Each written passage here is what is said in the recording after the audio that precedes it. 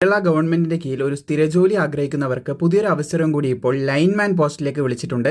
ഇവിടെ നിങ്ങൾക്ക് കാണാൻ സാധിക്കുന്നതാണ് 30/4/2025 ഗസറ്റഡിൽ ഈ പോസ്റ്റിലേക്ക് അപേക്ഷിക്കേണ്ട അവസാന തീയതി എന്ന് പറയുന്നത് 4/6/2025 വരെ നിങ്ങൾക്ക് ഓൺലൈൻ അപേക്ഷ സമർപ്പിക്കാൻ സാധിക്കും. ഇനി എങ്ങനെ ഇതിന് അപേക്ഷിക്കാന്നുള്ള കാര്യം കൂടി പറയാം. ഇവിടെ നിങ്ങൾക്ക് കാറ്റഗറി നമ്പർ കാണാൻ സാധിക്കുന്നതാണ് 32/2025. ഈ കാറ്റഗറി നമ്പർ നിങ്ങൾ ഓർത്തിരുന്നേക്കുക. അതിനുശേഷം നിങ്ങൾ ചെയ്യേണ്ടത് കേരള PSCൻ്റെ വെബ്സൈറ്റിൽ വൺ ടൈം രജിസ്ട്രേഷൻ നിങ്ങൾ കംപ്ലീറ്റ് ചെയ്തിട്ടുണ്ടാവണം. ഇനി ഒരുപക്ഷെ വൺ ടൈം രജിസ്ട്രേഷൻ നിങ്ങൾ കംപ്ലീറ്റ് ചെയ്തിട്ടില്ല എന്നാണെങ്കിൽ വളരെ പെട്ടെന്ന് അത് ചെയ്തതിന് ശേഷം നിങ്ങൾക്ക് ഇതിലേക്ക് അപേക്ഷിക്കാൻ സാധിക്കുന്നതാണ്. So one time registration complete ചെയ്താൽ നിങ്ങൾക്ക് യൂസർ ID പാസ്വേഡ് ലഭിക്കുന്നതായിരിക്കും. അതുപയോഗിച്ച് കേരള PSCൻ്റെ വെബ്സൈറ്റിൽ നിങ്ങൾ ലോഗിൻ ചെയ്യുകയാണ് ചെയ്യേണ്ടത്. എന്നിട്ട് അവിടെ നോട്ടിഫിക്കേഷൻ എന്ന് പറയുന്ന സെക്ഷൻ കാണാൻ സാധിക്കും. അവിടെ ഈ ഒരു കാറ്റഗറി നമ്പർ എൻ്റർ ചെയ്യാനുള്ള ഓപ്ഷൻ ഉണ്ടാവും.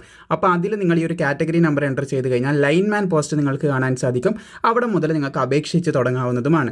എനിവേ നമുക്ക് ഇതിൻ്റെ ബാക്കിയുള്ള ഡീറ്റെയിൽസ് കൃത്യമായിട്ട് തന്നെ നോക്കാവുന്നതാണ്. പബ്ലിക് വർക്ക്സിലേക്ക് ഇലക്ട്രിക്കൽ വിങ്ങിലേക്കാണ് ലൈൻമാൻ പോസ്റ്റിലേക്കുള്ള അപേക്ഷ ഇപ്പോൾ വിളിച്ചിട്ടുള്ളത്. ലൈൻമാൻ തസ്തികയിലേക്കുള്ള അപേക്ഷയാണ് വിളിച്ചിട്ടുള്ളത്. 26,500 മുതൽ 60,700 വരെ ശമ്പളം ലഭിക്കുന്ന ഒരു പോസ്റ്റാണ് ഈ ലൈൻമാൻ എന്ന് പറയുന്നത്. ഡിസ്ട്രിക്ട് വൈസിലാണ് വേക്കൻസി റിപ്പോർട്ട് ചെയ്തിട്ടുള്ളത്. തിരുവനന്തപുരം, കൊല്ലം, അതുപോലെ തന്നെ എറണാകുളം, തൃശ്ശൂർ, പാലക്കാട് തുടങ്ങിയ ജില്ലകളിൽ വേക്കൻസി റിപ്പോർട്ട് ചെയ്തിട്ടുണ്ട്. പക്ഷേ കൃത്യമായിട്ടുള്ള വേക്കൻസി അനൗൺസ് ചെയ്തിട്ടില്ല എന്നും കൂടി ശ്രദ്ധിച്ചിരിക്കുക.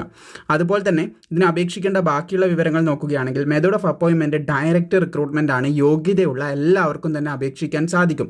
ഇനി പറയാൻ പോകുന്ന ഏജ് ലിമിറ്റ്, വിദ്യാഭ്യാസ യോഗ്യത, ബാക്കിയുള്ള എലിജിബിലിറ്റി ക്രൈറ്റീരിയ ഇതൊക്കെയുള്ളവർക്ക് അപേക്ഷിക്കാൻ സാധിക്കുന്നതാണെന്ന് ശ്രദ്ധിച്ചിരിക്കുക.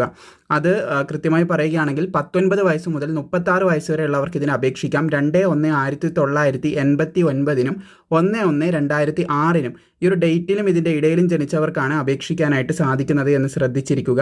അതുപോലെ തന്നെ അതർ ബാക്ക്വേർഡ് കമ്മ്യൂണിറ്റീസ്, അതായത് OBC വിഭാഗത്തിന് 3 വർഷത്തെ പ്രായത്തിലിളവ് ലഭിക്കും. പിന്നെ SC ST ഉദ്യോഗാർത്ഥികളാകുന്ന സമയത്ത് അവർക്ക് 5 വർഷത്തെ പ്രായത്തിലിളവും ഈ ഒരു 36 വയസ്സിൽ നിന്ന് ലഭിക്കുന്നതായിരിക്കുമെന്നും കൂടി ശ്രദ്ധിച്ചിരിക്കുക.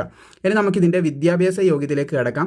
മിനിമം എഡ്യൂക്കേഷൻ ക്വാളിഫിക്കേഷനായിട്ട് പറഞ്ഞത് SSLC ആണ്. 10ാം ക്ലാസ് നിങ്ങൾ വിജയിച്ചിട്ടുണ്ടെങ്കിൽ അപേക്ഷിക്കാൻ സാധിക്കും. പിന്നെ അതിൻ്റെ കൂടെ മറ്റൊരു സർട്ടിഫിക്കറ്റ് കൂടി പറയാൻ നിങ്ങൾക്ക് കാണാൻ സാധിക്കും. സർട്ടിഫിക്കറ്റ് ഇൻ ഇലക്ട്രിക്കൽ എഞ്ചിനീയറിംഗ് ആണ് പറഞ്ഞിട്ടുള്ളത്. അത് നിങ്ങൾ പറഞ്ഞിട്ടുള്ളത് course of study of not less than 1 year ആണ് പറഞ്ഞിട്ടുള്ളത്. 1 വർഷത്തിൽ കുറയാത്ത ഒരു അംഗീകാരമുള്ള റെക്കഗ്നൈസ്ഡ് ആയിട്ടുള്ള ഇൻസ്റ്റിറ്റ്യൂഷൻ്റെ ബൈ ഗവൺമെൻറ് റെക്കഗ്നൈസ്ഡ് ആയിട്ടുള്ള ഒരു ഇൻസ്റ്റിറ്റ്യൂഷൻ്റെ കീഴിൽ നിന്ന് നിങ്ങൾക്ക് ഇലക്ട്രിക്കൽ വിങ്ങിലുള്ള ഇലക്ട്രിക്കൽ സർട്ടിഫിക്കറ്റ് ഉണ്ടെങ്കിൽ, കോഴ്സ് ചെയ്തിട്ടുള്ള സർട്ടിഫിക്കറ്റ്, 1 വർഷത്തിൽ കുറയാത്ത കോഴ്സ് ചെയ്തിട്ടുള്ള സർട്ടിഫിക്കറ്റ് ഉണ്ടെങ്കിൽ അങ്ങനെ അപേക്ഷിക്കുക. ഇത് 10ാം ക്ലാസ്സിൻ്റെ കൂടെ ഇതുണ്ടെങ്കിൽ അപേക്ഷിക്കാം. ഇനി ഇത് നിങ്ങൾക്കില്ല എന്നാണെങ്കിൽ ഇവിടെ നിങ്ങൾക്ക് കാണാൻ സാധിക്കും ഇലക്ട്രിക്കൽ എഞ്ചിനീയറിംഗ് ലണ്ടൻ ഇൻസ്റ്റിറ്റ്യൂട്ടിൽ നിന്ന് ഇനി AC of the intermediate grade. അപ്പോൾ ഈ ഒരു സർട്ടിഫിക്കറ്റോ കാര്യങ്ങളോ നിങ്ങൾക്കുണ്ടെങ്കിൽ അങ്ങനെ നിങ്ങൾക്ക് അപേക്ഷിക്കാൻ സാധിക്കും. ഇനി അതുമില്ലെങ്കിൽ MGTE അല്ലെങ്കിൽ KGTE certificate higher in electrical light and power അതുണ്ടെങ്കിൽ അപേക്ഷിക്കാൻ സാധിക്കും. ഇനി അതും ഇല്ലാന്നാണെങ്കിൽ grade 3 certificate as electrician or lineman from ഇവിടെ നിങ്ങൾക്ക് കാണാൻ സാധിക്കും ടെക്നിക്കൽ ട്രെയിനിങ് സെൻറ്റർ. ഇവിടെ നിങ്ങൾക്ക് ലിങ്ക് ലഭിക്കും.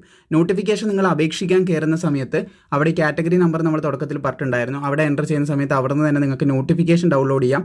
സോ ഡൗൺലോഡ് ചെയ്ത് കഴിഞ്ഞാൽ ഇവിടെ ഇക്വവാലൻ്റ് ക്വാളിഫിക്കേഷൻ എന്ന് പറഞ്ഞിട്ടൊരു ലിങ്ക് കാണാൻ സാധിക്കും. ഈ ഒരു ബ്ലൂ കളറിൽ ക്ലിക്ക് ചെയ്താൽ ഏതൊക്കെയാണ് ഇക്വവാലൻ്റ് ക്വാളിഫിക്കേഷൻ എന്നുള്ള മനസ്സിലാക്കാൻ സാധിക്കുന്നതാണ്. അതും കൂടി ഡീറ്റെയിൽ ആയിട്ട് നിങ്ങൾക്ക് പറഞ്ഞു തരാം.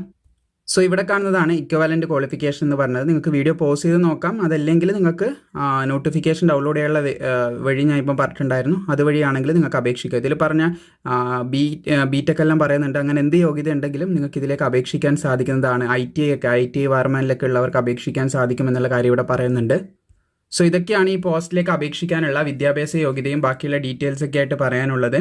അപ്പോൾ അപേക്ഷിക്കാൻ യോഗ്യതയുള്ള താല്പര്യമുള്ള ഉദ്യോഗാർത്ഥികളെ നിങ്ങൾക്ക് അറിയാമെന്നുണ്ടെങ്കിൽ അവരിലേക്ക് ഷെയർ ചെയ്യാൻ മറക്കേണ്ട. നിങ്ങൾക്ക് യോഗ്യതയുണ്ടെങ്കിൽ, അപേക്ഷിക്കാൻ താല്പര്യമുണ്ടെങ്കിൽ വളരെ പെട്ടെന്ന് PSCൻ്റെ വെബ്സൈറ്റിൽ നിങ്ങൾ ലോഗിൻ ചെയ്യുക. എന്നിട്ട് കാറ്റഗറി നമ്പർ 32/2025 ആണ്. ഇതിലൂടെ നിങ്ങൾക്ക് അപേക്ഷിക്കാനായിട്ട് സാധിക്കുന്നതായിരിക്കും.